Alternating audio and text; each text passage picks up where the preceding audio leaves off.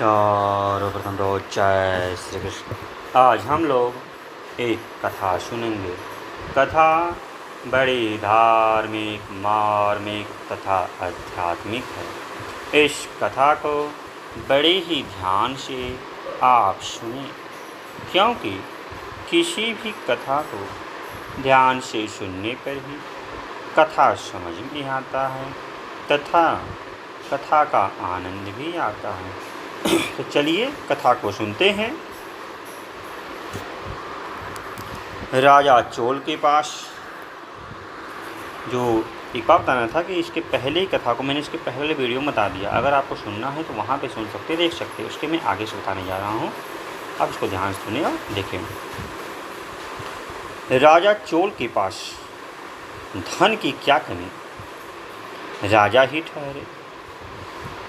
राजा चोल ने मुदगल नामक श्रेष्ठ ब्राह्मण को बुलवाया और उनसे कहा कि अब वैष्णव याग प्रारंभ करवा दें, ताकि साक्षात भगवान के दर्शन हो जाए। यज्ञ में जितना भी धन लगे राजकोष से मंगवा ले। यज्ञ में राजा चोल ने अपना धन राजकोष पानी की तरह बहाया, ताकि भगवान शीघ्र से शीघ्र मिल सके। मुदगल ब्राह्मण ने भी वैष्णव यज्ञ के श्रेष्ठ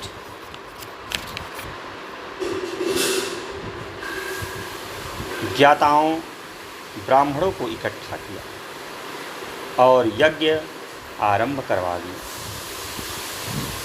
वैष्णव यज्ञ में लाखों करोड़ों रुपए की संपत्ति राजा चोल ने पानी की तरह बहा दी।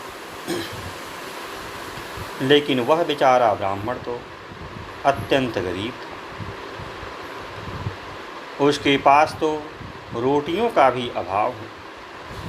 उन्होंने अपने शरीर से भगवान की भक्ति आरंभ कर दी। वे प्रातःकाल जल्दी ही उठकर शौच स्नान से निवृत्त होने के बाद बाकी की अपनी सब समय भगवान की पूजा एवं सेवा में लगाया करते। इस प्रकार भगवान की सेवा पूजा करते करते उनको भोग लगाने के बाद खुद भोजन किया करते। एक दिन ब्राह्मण देवता भगवान का पूजन एवं उनका भोग लगाने के बाद जब स्वयं भोजन करने के लिए रसोई में गए, तब उन्होंने देखा कि वे जो रसोई वहाँ पर छोड़ आए थे उसको कोई चुरा कर ले गया। तब ब्राह्मण देव सोचने लगे कि अब क्या करें। घर में आटा तो पड़ा है, लेकिन दोबारा रसोई बनाने में 1.5 घंटा लग जाएगा, और यदि रसोई न बनाऊंगा तो मेरा भगवान के पास भजन भी ठीक होगा, और जितना समय भोजन बनाने में लगेगा उतना भगवान के निमित्त साधन में लग जाएगा। इसलिए आज अब क्या भोजन बनाया जाए। इस प्रकार सोचकर ब्राह्मण देवता ने भोजन नहीं बनाया और उपवास किया तथा अपना समय भगवान की भक्ति में लगाया। इस प्रकार ब्राह्मण भगवान की भक्ति में पूरी तत्परता से लग गया। दूसरे दिन ब्राह्मण सदा की तरह भगवान की पूजा करने के बाद, उनको भोग लगाने के बाद जब स्वयं भोजन करने के लिए अपने रसोई में गया, तब वहाँ पर जो भोजन वह छोड़ गया था उस भोजन को आज भी कल की तरह कोई चोरी करके ले गया। इसी प्रकार तीसरे दिन भी ऐसा हुआ। इस प्रकार से 7 दिन बीत गए। ब्राह्मण देवता उपवास कर रहे हैं। अब ब्राह्मण देवता ने सोचा कि क्या उपाय किया जाए। अब तो चोर को पकड़ना चाहिए, अन्यथा यह शरीर किस प्रकार चलेगा। यदि साधन में कमी आएगी तो उधर राजा चोर यज्ञ कर रहा है, उसको पहले भगवान मिल जाएंगे। नित्य की तरह ही जब ब्राह्मण देवता पूजा करके रसोई की ओर जाने लगे, तब उन्होंने देखा कि भील जाति का एक वृद्ध मैल कुचैले कपड़े पहने हैं और जल्दी जल्दी रसोई से निकलकर बाहर की ओर जा रहा है। ब्राह्मण ने समझा कि आज चोर को पकड़ लिया। नित्य प्रति यही भोजन चोरी करके ले जाया करता। जब वह रोटियां चुराकर शीघ्रता से जा रहा था, तब ब्राह्मण ने कहा, आप घबराइए नहीं, शांति से खूब प्रेम पूर्वक यहाँ बैठकर भोजन कीजिए। इस प्रकार से उसको आश्वासन दिया। ब्राह्मण की यह बात सुनकर वह वहीं ठहर गया और शांति से भोजन कर लिया।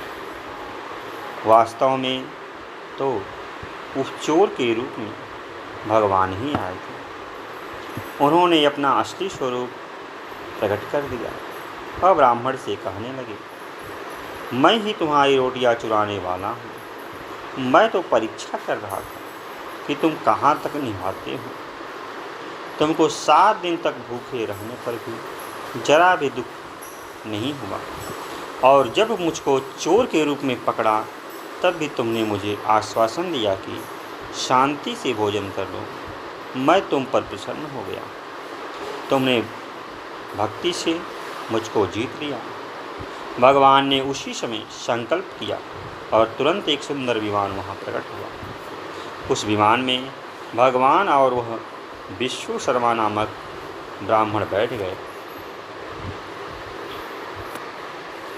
भगवान के परम धाम को जाने लगे।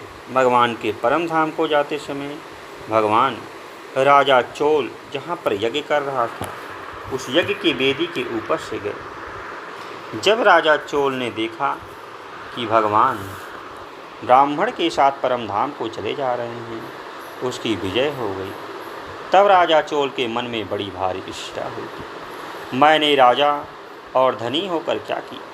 मुझे धिक्कार है, मुझे तो मर ही जाना चाहिए। यह दरिद्र ब्राह्मण तो भगवान की प्राप्ति करके मुझसे पहले परम धाम को चला गया। अब तो मुझे मर जाना ही चाहिए। इस प्रकार चोल आत्मग्लानि से युक्त होकर जब यज्ञ की पूर्ण आहुति करने का समय आया, तब उसने पूर्ण आहुति की जगह अपने शरीर को ही उस यज्ञ की वेदी पर समर्पण कर दिया। जब ही राजा चोल अपनी आहुति देकर बलिदान होना ही चाहते थे कि भगवान उसको बीच में ही पकड़ लिया। वेदी में पड़ने नहीं दिया और प्रकट होकर राजा चोल से कहा, राजन, तुमने भी मुझे जीत लिया। तब भगवान ने संकल्प करके एक सुंदर विमान बुलवाया। उसमें बैठकर राजा चोल भी परम धाम को चला गया। आगे वह ब्राह्मण, पीछे राजा चोल, दोनों ही भगवान के परम धाम को गए। लेकिन पहला नंबर गरीब का रहा और दूसरा नंबर धनवान का। इसलिए जो गरीब भाई है, उन्हें कभी ऐसा विचार नहीं करना चाहिए कि हमको भगवान क्यों मिलेंगे। भगवान यदि इस प्रकार की बात सोचने लगे तो फिर भगवान की कीमत ही उठ जाएगी। फिर कोई उनकी भगवत्ता नहीं समझेगा। भगवान के पास तो उल्टी बात है, वे गरीब को पहले अवसर दिया करते हैं, क्योंकि भगवान का नाम ही दीनदयाल। आप लोगों ने भगवान का नाम दीनदयाल और भी लाखों नाम सुने होंगे, लेकिन कभी भी अपने भगवान का नाम धनी दयाल भी सुना है क्या? नहीं, क्योंकि भगवान तो गरीब, दीन, दुखी, अनाथों पर दया करने वाले हैं।